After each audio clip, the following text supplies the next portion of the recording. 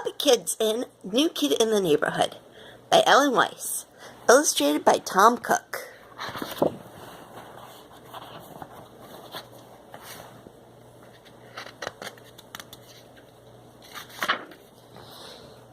It was midnight. Every house on Peggy's block was dark and quiet. Except for the last house on the block, that is. That was the house that had been standing empty for 2 months, ever since Mr. Evergreen the carpenter had moved away. But tonight, every window in the big old house blazed with light. People moved around in all the rooms, and a giant moving van stood outside. By 9 o'clock in the morning, the news was everywhere. There was a new family on the block. It was a big family, too. Lots of teenage boys. And one girl. The girl was the best part of all. She was exactly Peggy's age. Peggy jumped out of bed at 9, and by 11 was all dressed. Lucky for her, it was Saturday. There was so much to be done. The first thing she did was call Skeeter on the phone. "Did you hear the incredible news?" she asked breathlessly. "There's another girl on the block." "I know," said Skeeter. "I went over to visit her already." This wasn't quite the way Peggy had pictured things. Since she and Skeeter were the only other girls on the block, Peggy had kind of thought they'd go together over to the other new girl's house together. Or maybe that Peggy would go over there first. "Well, what's her name? What's she like?" Peggy wanted to know. "Her name is Janice, and she's really nice. She's very different and interesting." Thought Peggy. More different and interesting than me? Peggy decided to walk over to Janice's house and see for herself. Carrying some cookies that her mother had baked, she knocked on the door. She waited a minute and then knocked harder. At last, Janice opened the door, smiling. "I hope you haven't been here too long," she said. "I was playing my guitar." She was wearing a wonderful shirt, and she had a nice face. Janice thanked Peggy for the cookies and set them down on the hall table next to a huge plate of brownies, which were wrapped up with a pretty bow. "From your new neighbor, Skeeter," it said the card. Later that afternoon, Peggy and Skeeter took Janice on a tour of the neighborhood. "Would you like to see the firehouse?" asked Skeeter. "For sure," said Janice. It sounded neat when she said it.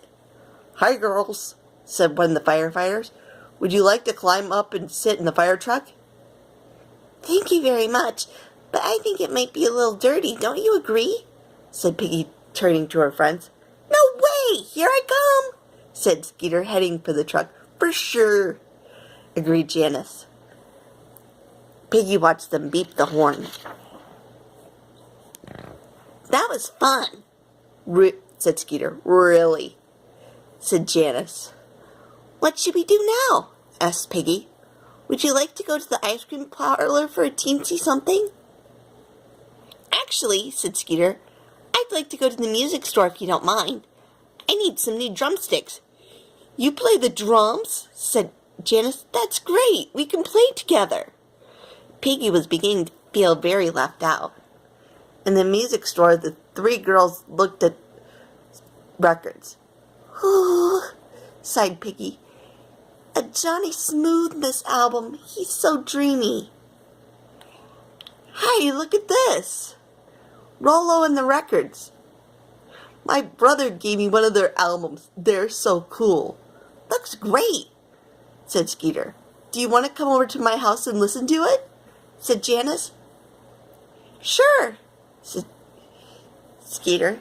"You can come too," Janice said to Peggy. At Janice's house, they all ate cookies and drank mint tea. "Your house is sure different from any house I've ever been in," said Skeeter. "I'll say," said Peggy. It was a strange place, but she liked it. Sunday was bright and sunny.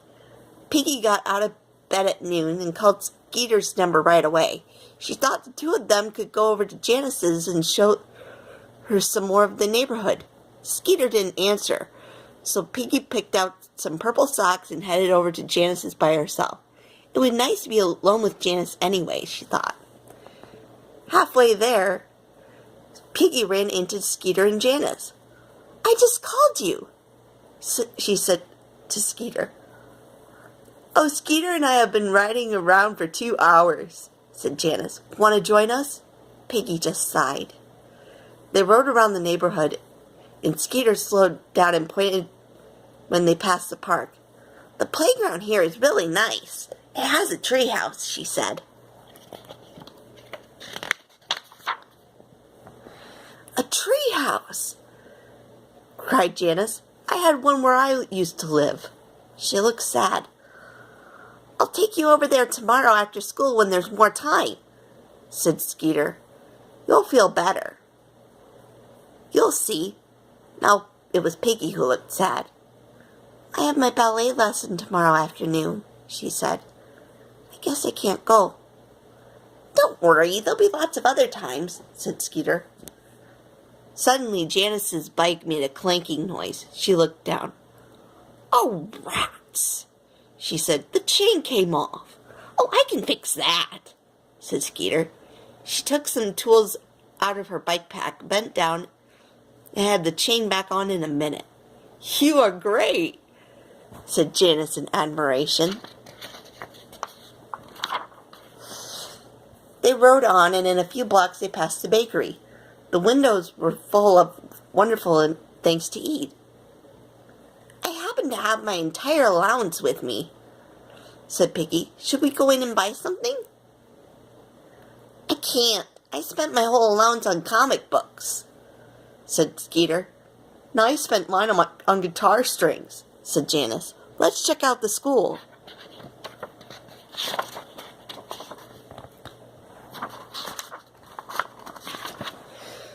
"So this is it," said Janice. "Yep, this is it," said Skeeter. "I'm a little nervous about my first day," said Janice. "When you get to school tomorrow, I'll show you where to hang your book bag and everything," said Peggy. "I have an idea," said Skeeter. "Why don't I pick you up on the way to school? Then I can show you where to go in." "That would be great," said Janice. On the way home, they bumped into Rolf, who was delivering newspapers. "Rolf, this is Janice," called Skeeter as Rolf sped by. "She's our new friend." "Pleased to meet you, Janice," shouted Rolf. As the sun began to set, Peggy and Skeeter finally dropped Janice off at her house. Then they walked their bikes slowly toward Peggy's. "So I guess I'll see you tomorrow morning," said Skeeter. "Like you care," said Peggy under her breath. "Aren't you going to pick up Janice with me?" said Skeeter. "I wasn't invited," sniffed Peggy. "Well, I certainly meant for you to come," explained Skeeter. Sure, said Peggy. "Peggy, what's wrong?" "Nothing. Nothing at all," sniffed Peggy even louder. "There is something wrong," said Skeeter. "Tell me." "I don't want to talk about it," snuffled Peggy. "Okay," said Skeeter with a shrug. "All right, I'll tell you," said Peggy. "Ever since Janice came into town, I feel like you're not my friend anymore. I'm just someone who hangs around. Someone who tags along with you and Janice." "I get it," said Skeeter. "You're jealous." "No, I'm not." "Well, maybe I am," said Peggy miserably. "Maybe I'm Peggy could not even say the word. It was so awful and embarrassing. "You're just being silly, Peggy," said Skeeter. "No, I'm not, Skeeter," said Peggy. "You've been acting like you hardly know me." Skeeter thought about it. Then she gave Peggy a big hug. "I guess I have a little," she said. "A lot," said Peggy. "A lot," agreed Skeeter. I'm sorry. You're very important to me, and I would never want to hurt your feelings. The next day, Peggy and Skeeter picked up Janice and they all walked to school together. On the way, it started to rain. Would both of you like to come under my umbrella? Asked Peggy. I think we can all fit. Thanks, Peggy, to Janice and Skeeter. They ran into school just as the bell was ringing and waited for Janice, who went into the office to find out who her teacher would be. Oh, you have Mr. Bumper, said Skeeter when Janice came out. He's really nice, and you'll be in Kermit's class. You're so lucky, said Peggy. After school, they all met at the front door. How was your first day? Peggy asked breathlessly. It was fun, said Janice. I think I'm going to like it a lot. Can we go to the treehouse now? Why don't we wait until tomorrow when Peggy can come too? Suggested Skeeter. For sure, said Janice. They walked home. The rain had stopped and the sun was shining again. This is really a great neighborhood, said Janice, happily. And it's full of really good friends, added Peggy. The end.